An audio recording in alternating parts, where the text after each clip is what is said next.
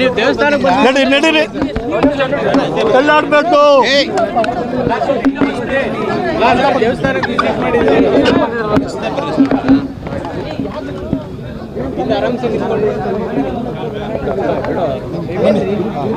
ಹೇಳಿ ಬಾಸು.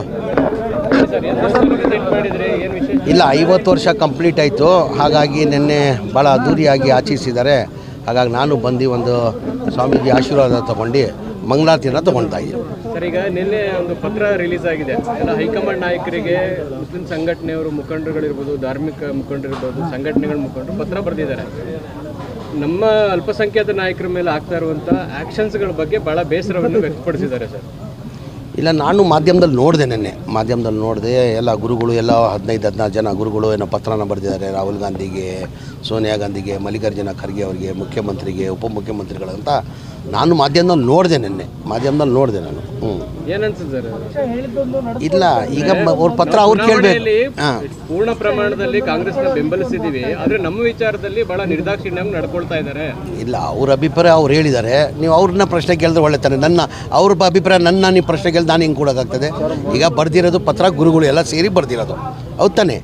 ಈಗ ಆ ಪ್ರಶ್ನೆ ಅವ್ರನ್ನ ಕೇಳಬೇಕಾ, ನನ್ನ ಕೇಳಬೇಕು? ನೀವು ಈಗ ಅವ್ರನ್ನ ಕೇಳಬೇಕು ತಾನೆ. ಈ ಥರ ಪತ್ರ ಬರ್ದಿದ್ರೆ ಯಾವ ಕಾರಣಕ್ಕೆ ಬರ್ದಿದ್ದೀರ ಅಂತ ಅವ್ರು ಕೇಳಬೇಕು. ಈಗ ಪತ್ರ ಬರ್ದಿರೋ ಇಲ್ಲ, ಆ ಥರ ಇಲ್ಲ, ಆ ಥರ ಏನೂ ಇಲ್ಲ, ಎಲ್ಲ ಸರಿ ಇದೆ. ಎಲ್ಲರಿಗೂ ಸಮಾನಾಗಿ ತೊಗೊಂಡೋಗ್ತಾವ್ರೆ. ಅವ್ರು ಬರ್ದಿರೋದು ಪ್ರಶ್ನೆ, ಅವ್ರ ಪ್ರಶ್ನೆ ಅವ್ರನ್ನ ಕೇಳಬೇಕು ತಾವು. ಮೊನ್ನೆ ನಿಮ್ಮ ಪರವಾಗಿ ಕೆಲವರು ಕೂಡ ಪ್ರೆಸ್ ಮೀಟ್ ಮಾಡಿದ್ರು ಸರ್. ಅವಾಗ ಸಲೀಂ ಅಹಮದ್ ಅವರು ಹೇಳಿದ್ರು ತಪ್ಪು ಗ್ರಹಿಕೆಯಿಂದ ಅವ್ರು ಮಾತಾಡಿದ್ದಾರೆ ಆ ರೀತಿಯಾಗಿ ಅಂತ ಮಾತಾಡಿ. ಏನಂತ? ನಿಮ್ಮ ಪರವಾಗಿ ಅಂದರೆ ಈ ರೀತಿ ಮಾಡೋದು ಸರಿಯಲ್ಲ. ಈಗ ಒಬ್ಬೊಬ್ಬರು ಪರ ಮಾತಾಡ್ತಾರೆ.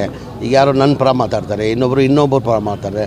ಅದಕ್ಕೆ ನಾವು ಆದ್ಯತೆ ಕೊಡೋದು ಬೇಕಾಗಿಲ್ಲ. ಸರಿ, ನೀವು ಎಲ್ಲ ಸರಿ ಇದೆ ಅಂತ ಹೇಳ್ತಾ ಇದ್ದೀರಾ. ಸತೀಶ್ ಜಾರಕಿಹೊಳಿ ಇಲ್ಲ, ಅಲ್ಪಸಂಖ್ಯಾತರ ಮೇಲೆ ಕ್ರಮ ಆಗಿತ್ತು. ಇಲ್ಲ, ಅದೆಲ್ಲೋ ಒಂದು ಕಡೆ ಎಲ್ಲರದು ಅಭಿಪ್ರಾಯ ಏನಂದರೆ, ಎಲ್ಲರದು ಜಬ್ಬಾರ್ ವಿಚಾರದಿರಲಿ, ಜಬ್ಬಾರ್ಗಿಂತ ಹೆಚ್ಚಾಗಿ ನಮ್ಮ ನಸೀರ್ ಅಹಮದ್ ಸಾಹೇಬರು ಭಾಳ ಮೋಸ್ಟ್ ಸೀನಿಯರ್ ಅವರು. ಅವ್ರು ಏನಾರು ಪಕ್ಷದ ವಿರೋಧ ಏನಾರು ಮಾಡಿದರೆ ಅದು ಪ್ರೊಸೀಜರ್ ಇರ್ತದೆ. ಸತೀಶ್ ಜಾರಕಿಹೊಳಿ ಏನಿರೋದು ಪ್ರೊಸೀಜರ್ ಪ್ರಕಾರ ಮಾಡಬೇಕಾಗಿತ್ತು, ನೋಟಿಸ್ ಕೊಡಬೇಕಾಗಿತ್ತು, ರಿಪ್ಲೈ ತೊಗೊಳ್ಬೇಕಾಗಿತ್ತು. ರಿಪ್ಲೈ ಆದಮೇಲೆ ಮಾಡಬೇಕಾಗಿತ್ತು ಅಂತ ಹಂಗೆ ಹೇಳಿರೋದು. ಎಲ್ಲರಿಗೂ ಅದೇ ಇರೋದು. ಈಗ Naseer Ahmad almost most senior ಅವರು. ನಾವು ಅವ್ರೇನೋ ಪಕ್ಷದ ವಿರೋಧಿ ಕೆಲಸ ಮಾಡಿದರೆ ತೆಗ್ದಿದ್ದು ತಪ್ಪಂತ ಹೇಳೋಕ್ಕಾಗಲ್ಲ ನಾವು. ಈಗ ಪಕ್ಷ ಏನಾರ ಯೋಚನೆ ಮಾಡೇ ತೀರ್ಮಾನ ಮಾಡಿ. ಅಂದರೆ ನಮ್ದು ಏನಂದರೆ, ಆಯಿತು ಒಂದು ನೋಟಿಸ್ ಸರ್ವ್ ಮಾಡಿ ಅವ್ರು ರಿಪ್ಲೈ ತೊಗೊಂಡು ಆಮೇಲೆ ಮಾಡಬೇಕಂತ ಎಲ್ಲರದು ಅಭಿಪ್ರಾಯ. ಅದು ಬರೀ ಸತೀಶ್ ಅವ್ರದ್ದಲ್ಲ, ಎಲ್ಲರದು ಅದೇ ಅಭಿಪ್ರಾಯ. ಬಟ್ ಆ ಪತ್ರದಲ್ಲಿ ಕೂಡ ಅದೇ ಹೇಳ್ತಿದ್ದಾರೆ, ಹಿಂದೆ ಪಕ್ಷ ವಿರೋಧಿ ಚಟುವಟಿಕೆ ಮಾಡಿದವ್ರ ಮೇಲೆ ಏನು ಆ್ಯಕ್ಷನ್ ಮಾಡಲಿಲ್ಲ. ಅದ್ರ ಬಗ್ಗೆ ಅವ್ರನ್ನ ಕೇಳಿದ್ರೆ ಸೂಕ್ತ. ನಾನು ಹೆಂಗೆ ಹೇಳೋಕ್ಕಾಗ್ತದೆ? ಈಗ ಬರೆದಿರೋದು ಗುರುಗಳು ಕೊಟ್ಟಿರೋ ಪತ್ರಕ್ಕೆ ನಾನು ಉತ್ತರ ಕೊಡೋಕ್ಕಾಗ್ತದ? ನಾನು ರಿಪ್ಲೈ ಮಾಡೋಕ್ಕಾಗ್ತದ? ಕ್ರಮನ ವಾಪಸ್ ತಗೊಳ್ಳಿ ಅಂತಿದ್ದಾರೆ ಸತೀಶ್ ಜಾರಕಿಹೊಳಿ. ಅಬ್ದುಲ್ ಜಬ್ಬಾರ್ ಮತ್ತು ನಜೀರ್ ಅಹಮದ್ ವಿರುದ್ಧ ಕ್ರಮ ಏನಿದೆ ಅದನ್ನು ವಾಪಸ್ ತಗೊಳ್ಳಿ ಅಂತ ಹೇಳ್ತಾರೆ ಸತೀಶ್ ಜಾರಕಿಹೊಳಿ. ಇಲ್ಲ, ನಾನು ಹೇಳೋದು ಒಂದು ಪ್ರೊಸೀಜರ್ ಪ್ರಕಾರ ಮಾಡಬೇಕಾಗಿತ್ತು. ಮಾಡಿದ್ದು ತಪ್ಪು ಅಂತ ಹೇಳ್ತಲ್ಲ ನಾನು. ಪ್ರೊಸೀಜರ್ ಪ್ರಕಾರ ಒಂದು ಪ್ರೊಸೀಜರ್ ಇರ್ತದೆ. ಒಂದು ನೋಟಿಸ್ ಸರ್ವ್ ಮಾಡಬೇಕು, ರಿಪ್ಲೈ ತೊಗೊಂಡು ಮಾಡಬೇಕಾಗಿದ್ದು. ಹಡಾಹುಡಿಯಲ್ಲಿ ಮಾಡೋದು ಅಗತ್ಯ ಇಲ್ಲ ಅಂತ ನಾನು ಮುಂದಿನ ಚುನಾವಣೆಯಲ್ಲಿ ಪಾಠ ಕಲಿಸಿ ಯಾರು ಹೇಳಿದ್ರು? ಕಾಂಗ್ರೆಸ್ ಪತ್ರದಲ್ಲಿ ಹೇಳಿದ್ದಾರೆ. ಈಗ ಅವ್ರನ್ನ ಕೇಳ್ಬೇಕು ತಾನೆ. ಅದು ಈಗ ಎಲ್ಲ ಸರಿಪಡಿಸ್ತೀವಿ. ಗುರುಗಳು ಅಸಮಾಧಾನ ಆಗಿರೋದು ನಿಜನೇ. ನಾವು ಅವ್ರ ಜೊತೆ ಮಾತಾಡಿ ಎಲ್ಲ ಸರಿಪಡಿಸ್ತೀವಿ. ಅಂದ್ರೆ ಚುನಾವಣೆ ಮುಂಚೆ ಏನು ನಮ್ಮ ಸಮುದಾಯಗಳಿಗೆ ಭರವಸೆ ಇತ್ತು ಅಥವಾ ನಾವೇನು ಎಕ್ಸ್ಪೆಕ್ಟೇಷನ್ ಮಾಡಿದ್ವಿ ಅದು ಯಾವುದನ್ನು ಸರ್ಕಾರ ಮಾಡಿಲ್ಲ ಅಂತ. ಈಗ ನಾನು ಮಾಧ್ಯಮ ಸ್ನೇಹಿತರಿಗೆ ಒಂದೇ ಹೇಳೋದು, ಯಾರು ಪತ್ರ ಬರೀತಾರೆ ಅವ್ರಿಗೆ ತಾನೇ ತಾವು ಕೇಳಬೇಕು. ಅವ್ರನ್ನ ನನ್ನ ಕೇಳಿದ್ರೆ ನನಗೆ ನಾವು ಹೇಳಿದ್ದನ್ನು ಯಾವುದು ಮಾಡಿಲ್ಲ ಅಂತ. ಸರ್ಕಾರದಲ್ಲಿ ಎಲ್ಲ ಮಾಡಿದೆ. ಈಗ ಬಜೆಟ್ ಎಷ್ಟಿದ್ದಿದ್ದು? ಬಜೆಟ್ ಬಿ ಜೆ ಪಿ ಸರ್ಕಾರದಲ್ಲಿ 2023ರಲ್ಲಿ 1200 ಕೋಟಿ ಇದ್ದಿದ್ದು. ಈಗ ಎಷ್ಟಿಗಿದೆ ಬಜೆಟ್? 4990 ಕೋಟಿ ಇದೆ. 4990 ಕೋಟಿ ಇದೆ ಬಜೆಟ್. ಮುಖ್ಯಮಂತ್ರಿಗಳು ಅಲ್ಪಸಂಖ್ಯಾತರ ಘಟಕದವರು, ಮಾಜಿ ಪದಾಧಿಕಾರಿಗಳು ಮತ್ತು ಉಪಾಧ್ಯಕ್ಷರು ಪಕ್ಷ ವಿರೋಧಿ ಚಟುವಟಿಕೆ ಮಾಡಿದ್ದಾರೆ, ನಮ್ಮ ಹತ್ರ ಸಾಕ್ಷಿಗಳಿವೆ, ಕ್ರಮ ಆಗಿದ್ದು ಸರಿ ಕೊಡ್ಬೇಕು. ಈಗ ಮಾತಾಡೋದಿಲ್ಲ, ಕೊಡ್ಬೇಕು ತಾನೆ, ದಾಖಲೆ ಕೊಡ್ಬೇಕು. ಯಾರು ಮಾಡಿದ್ದಾರೆ ಅಂತ ಕೊಡ್ಬೇಕು ತಾನೆ. ಅದು ಈಗ ಹೇಳಿದ್ದಾರೆ, ಕೊಡ್ಬೇಕು ತಾನೆ. ಯಾರಂತ ಹೇಳ್ಬೇಕು ತಾನೆ. ಈಗ ನನಗೆ ಹೇಳಿದ್ರೆ ನಾನು ಉತ್ತರ ಕೊಡ್ಬೋದು, ಅದಕ್ಕೆ ನೀವಂದರೆ ನಿಮ್ಗೆ ಉತ್ತರ ಕೊಡ್ಬೋದು. ಏನಿಲ್ಲ, ಗೋಡೆ ಮೇಲೆ ದೀಪ ಇಟ್ಟು ಹೇಳ್ಬಿಟ್ರೆ ಹೇಳ್ಬೇಕು ತಾನೆ. ಯಾರಂತ ಹೇಳ್ಬೇಕು ತಾನೆ. ಸರ್ ಆಮೇಲೆ ಸಿದ್ದರಾಮಯ್ಯವ್ರ ಆಪ್ತರ ಮೇಲೆ ಟಾರ್ಗೆಟ್ ಅಂತ ಹೇಳ್ತಾರೆ. ರಾಜಣ್ಣದ ಪೂರಕ ಅದು ಸಿದ್ದರಾಮಯ್ಯವ್ರು ಮೊದಲು ತರ ಇಲ್ಲ, ಶರಣಾಗ್ಬಿಟ್ಟಿದ್ದಾರೆ. ಇಲ್ಲ ಸಿದ್ದರಾಮಯ್ಯ ಟಗರ್ ಮುಂಚೆ ಹೆಂಗಿದ್ರು ಈಗಲೂ ಹಂಗೆ ಇದ್ದಾರೆ. ಅವ್ರು ಟಗರ್ ಮಾತಾಡ್ತಾರೆ, ಅಗತ್ಯ ಇದ್ರೆ ಮಾತಾಡ್ತಾರೆ, ಸುಮ್ಮನೆ ಮಾತಾಡ್ತಾರ. ಆಪ್ತರನ್ನೇ ಯಾರು ಆಪ್ತರನ್ನ ಯಾರು ತೆಗ್ದಿದ್ದಾರೆ? ಅಬ್ದುಲ್ ಜಬ್ಬರ್ ಅವರೆಲ್ಲ ಆಪ್ತರೇ ಅಲ್ವಾ ಸರ್? ಎಲ್ಲರೂ ಆಪ್ತರು. ಎಲ್ಲ ಕಾಂಗ್ರೆಸ್ ಪಕ್ಷದಲ್ಲಿ ಯಾರು ಇದ್ದಾರೆ ಎಲ್ಲರೂ ಮುಖ್ಯಮಂತ್ರಿಗೆ ಆಪ್ತರೆ. ಇನ್ನು ನಮ್ಮ ಮುಖ್ಯಮಂತ್ರಿ ಅವರು ಸೈಲೆಂಟ್ ಆಗಿಲ್ವಾ ಸರ್? ನಮ್ಮ ಮುಖ್ಯಮಂತ್ರಿ ಸೈಲೆಂಟ್ ಸಿಎಂ ಆಗಿಲ್ಲ ಸರ್? ಅವರು ಸೈಲೆಂಟ್ ಇವಾಗ ಇರ್ಬೋದು, ಈಗ ಸೈಲೆಂಟ್ ಆಗಿರ್ಬೋದು. ಅಂದರೆ ಅವರು ಮಾತಾಡಿದ್ರೆ ಅದು ಬೇರೆ ಥರ ಸೌಂಡ್ ಮಾತಾಡ್ತಾರೆ ಸರ್.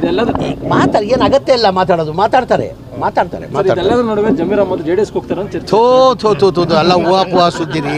ನಾನು ಇನ್ನಿಗೆ JDS ಹೋಗ್ಲಿ, ಆ ಪಕ್ಷ ಬಿಟ್ಟು ಬಂದಿರೋದು. ಕಾಂಗ್ರೆಸ್ ಪಕ್ಷ ನನಗೇನು ಕಡಿಮೆ ಮಾಡಿದೆ? ನಾನು ನಿರೀಕ್ಷೆನೂ ಇಟ್ಟಿಲ್ಲ.